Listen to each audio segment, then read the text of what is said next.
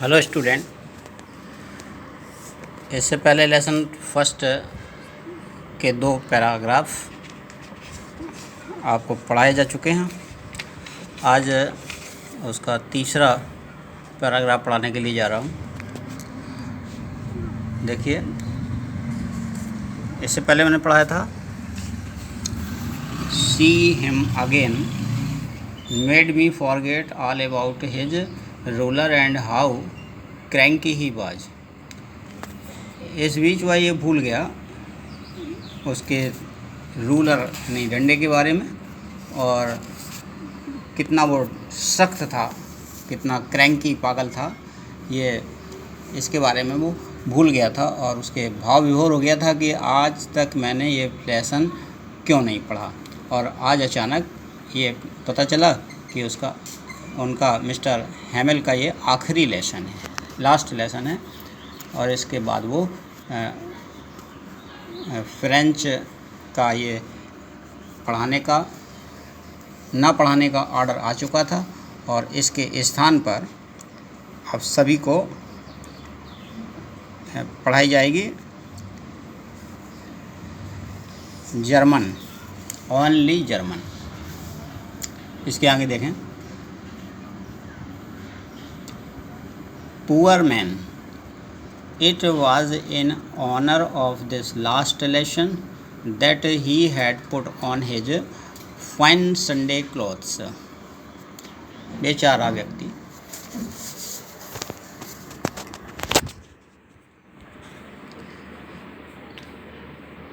यह इस last lesson के उसके सम्मान में था कि जो पीछे लोग बैठे हुए थे, बहुत सारे लोग शांत थे, स्कूल सजा हुआ था, उसके सम्मान में ये सब किया गया था। दैट ही, और उसने संडे के यानी अच्छे कपड़े जो पहने थे, या तो वो संडे में पहनते थे या फिर कहीं प्राइज डिस्ट्रीब्यूशन प्रोग्राम में या फिर कहीं जाना होता था, तब जो कपड़े पहनते थे वही आज पहने हुए थे।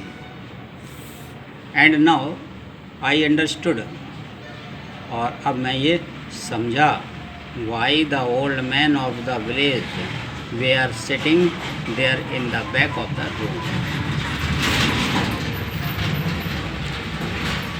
अब वह समझा था कि गांव के कुछ लोग क्यों क्लासरूम की पीछे वाली सीटों पर बैठे हुए थे। It was because they were sorry, इसलिए बैठे थे क्योंकि वो भी दुखी थे। That they had not gone to school more, उन्हें भी इस बात का दुख था कि वो ज़्यादा स्कूल नहीं आए थे, अर्थात ज़्यादा दिन उन्होंने भी स्कूल ज्वाइन नहीं किया था। It was their way of thanking, और यही धन्यवाद देने का उनका तरीका था।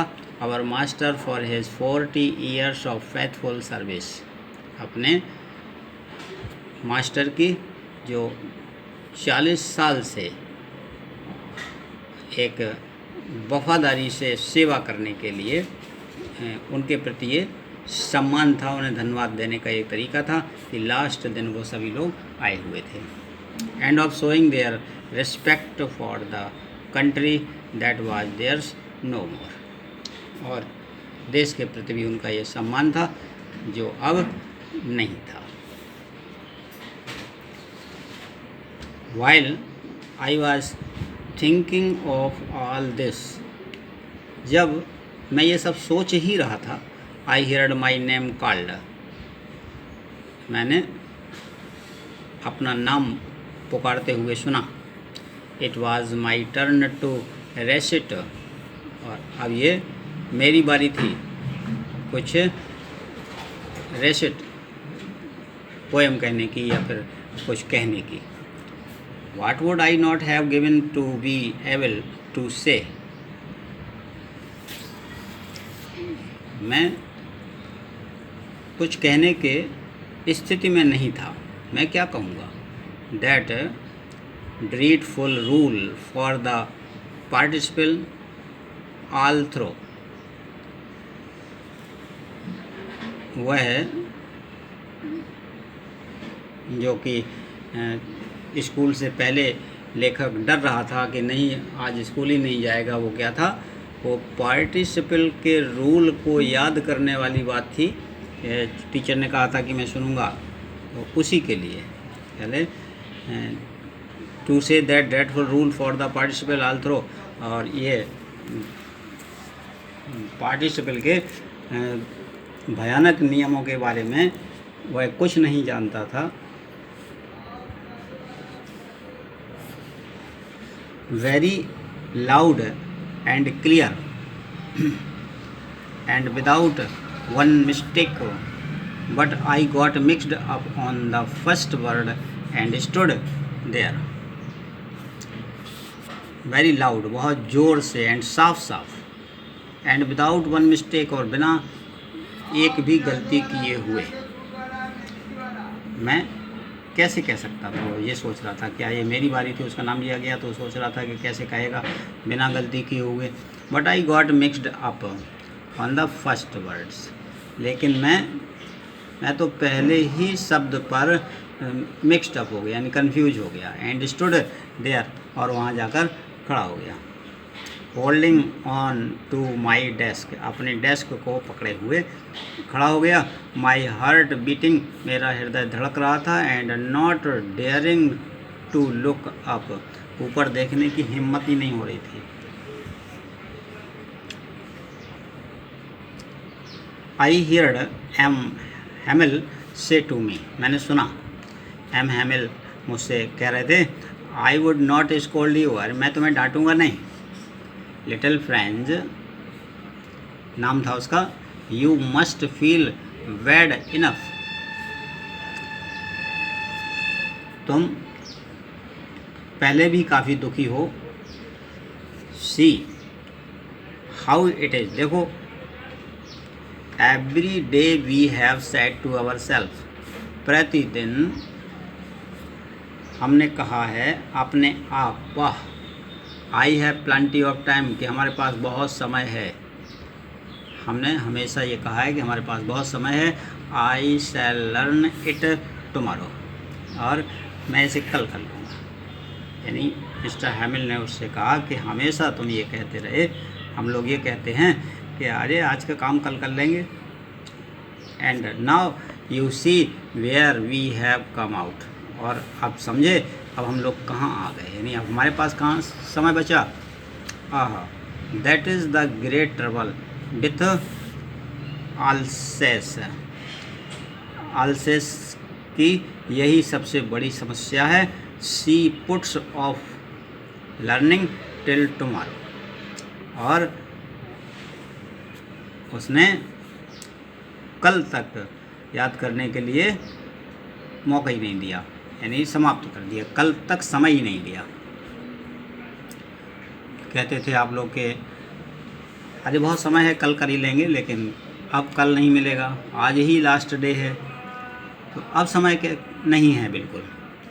Now those fellows out there will have the right to say to you, अब वे साथी out there will have the right, अब वो बिल्कुल तुमसे सही कहेंगे। हाउ इट इट, ये कैसे हो गया। You pretend to be Frenchman, तुमने फ्रेंचमैन होने का बहाना बनाया। And yet you can neither speak nor write, और तुम ये जानते थे, अरे हम तो फ्रेंचमैन हैं, फिर फ्रेंच यानी जो भाषा है पढ़ाई जा रही है इसको तो हम सीख ही लेंगे। और अब यू कैन नाइदर स्पीक, ना तो तुम बोल सकते हो, नॉर राइट, और ना ही लिख सकते हो। योर ओन लैंग्वेज, अपनी भाषा, नहीं तुम अपनी भाषा ही अभी नहीं जान पाए कैसे लिखा जाए, कैसे पढ़ा जाए। But how are not the worst poor little वेंज, लेकिन you are not the worst, ये तुम्हारी सबसे बड़ी मिस्टेक नहीं है। तुम poor little French, we have all a great deal to reproach our self with, we have all a great deal और टू रिप्रोच, हम सभी काफ़ी हद तक, to reproach our self with, आपस में, इसके लिए यानी जिम्मेदार हैं।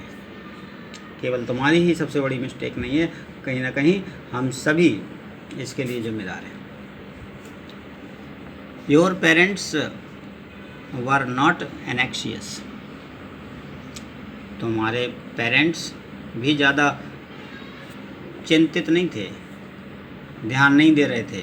Enough to have you learn, तुमको सिखाने के लिए। तुम्हारे माता पिता ने भी ध्यान नहीं दिया कि तुम्हें क्या पढ़ रहे हो, सीख रहे हो, कुछ नहीं, कहाँ जा रहे हो। यानी पेरेंट्स को भी बच्चों के लिए ध्यान देना चाहिए कि वो कर क्या रहे हैं। They preferred to put you to work on a farm और एट द मिल, उन्होंने तुम्हें खेतों में या फिर मिल में काम करने के लिए ज़्यादा वरीयता दी पढ़ाने की अपेक्षा। So as to have a little more money, जिससे थोड़ा बहुत पैसा आ जाए। यानी इसके लिए तुम अकेले जिम्मेदार नहीं हो, सभी लोग जिम्मेदार हैं। तुम्हारे पेरेंट्स भी जिम्मेदार हैं कि वो चाहते हैं कि थोड़ा बहुत बच्चा कमाने लगे और पैसे आने लगे, पढ़ाई पर ध्यान नहीं देते। एंड आई, और मैं भी, I have been to blame also, और मैं भी, I have been to blame also, मुझ पर भी ये दोष लगाया जाता है। Have I not often sent you to water my flowers instead of learning your lesson, मैंने भी तुम्हें कई बार पौधों में पानी लगवाने के लिए भेज दिया पाठ पढ़ाने के बजाय। मैंने यानी टीचर भी कभी कभार कह देते हैं कि जाओ ज़रा पौधों में पानी डाले आओ। तो कह रहे हम सभी जिम्मेदार हैं, एक तुम ही अकेले जिम्मेदार नहीं हो, तुम्हें पढ़ना लिखना नहीं आता इसके लिए। And when I wanted to go fishing, और जब मैं मछली पकड़ने के लिए जाना चाहता था, did I not just give U A holiday, तो मैंने तुम्हारी छुट्टी कर दी थी कि तुम आज जाओ, आज छुट्टी है, आज मछली पकड़ने जाएंगे। तो इस प्रकार से टीचर कह रहा है कि कहीं ना कहीं हमारी भी जिम्मेदारी है, क्योंकि हम लोग सभी जानते थे कि अरे बहुत समय है, कर ही लेंगे। इसलिए कहा जाता है कि कभी आज के काम को कल पर मत टालें, उसे तुरंत ही करना चाहिए। इसके बाद then from one thing to another, और एक के बाद एक चीज़। एमएल वेंट ऑन, एमएल ये बताते गए to talk of the French language, French language के बारे में, saying that it was the most beautiful language in the world, और ये कहते हुए कि संसार की सबसे सुंदर भाषा है ये फ्रेंच लैंग्वेज। द क्लियरेस्ट, स्पष्ट बिल्कुल, द मोस्ट लॉजिकल और तर्कयुक्त, that we must guard it, जिसका हमें पालन करना चाहिए। अमंग अस, आपस में, एंड नेवर फॉरगेट इट, और ये बिल्कुल भूलना नहीं चाहिए। यानी आपस में हमेशा इसके बारे में बोलना चाहिए, रक्षा करनी चाहिए, इसकी बात माननी चाहिए। लॉजिकल है, स्पष्ट है, हमें ये कभी बात नहीं भूलना चाहिए। Because when a people are enslaved, क्योंकि जब कोई व्यक्ति किसी के वश में हो जाता है, as long as they hold fast to their language, जब तक वे hold fast to their language, अपनी भाषा को कस कर नहीं पकड़ते हैं, it is as if they had the key to their prison, जैसे कि वे अपने जेल की चाबी अपने पास रखते हैं किसी को बंद करने के लिए, और उसी प्रकार से कह रहे अपने भाषा को भी कस के पकड़ना चाहिए, भूलना नहीं चाहिए। Then he opened a grammar, तब उन्होंने एक ग्रामर खोली, and read as our lesson, और अपने पाठ के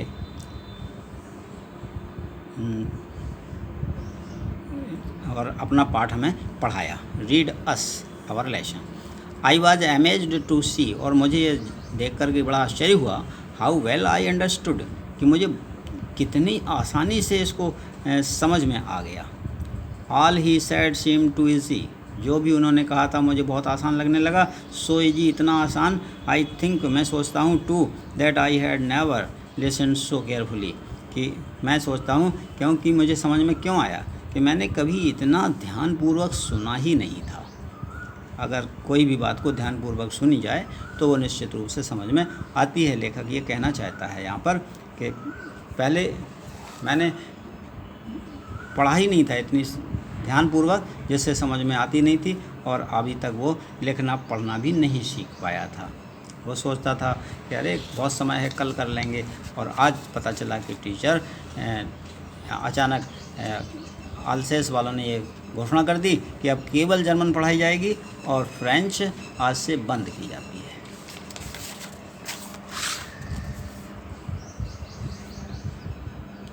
ये फ्रांस का आपका मैप दिया हुआ है।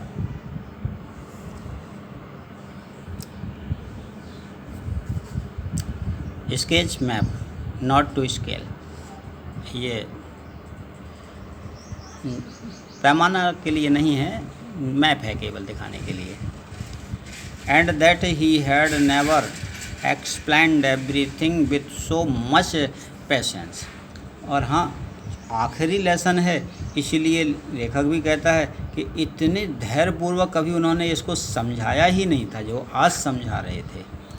It seemed almost as if the poor man wanted to give us all he knew before going away. ऐसा लगता था कि जाने से पहले वह सब कुछ जितना वो जानते थे वो हमें सिखाना चाहते थे और पढ़ाना चाहते थे। And to put it all into our heads at one stroke, और एक ही बार में वह पूरा का पूरा हमारे माइंड में वो डाल देना चाहते थे। इसलिए वो भी बहुत अच्छी तरीके से पढ़ा रहे थे।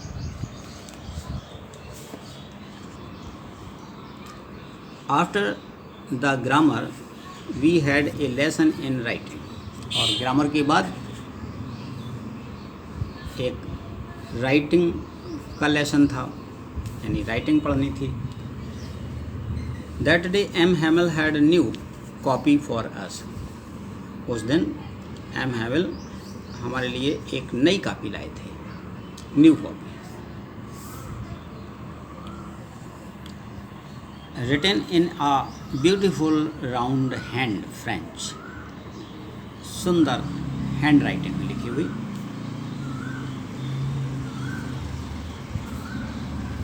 फ्रेंच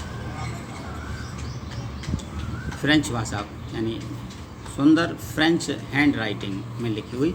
अल्सेस फ्रेंच, अल्सेस, उसमें केवल सुंदर राइटिंग में यही लिखा हुआ था, French अल्सेस, French अल्सेस। They looked like little flags, और ये जो लिखा हुआ था ये कैसे लगता था? They looked like little flags, छोटे छोटे झंडियों की तरह।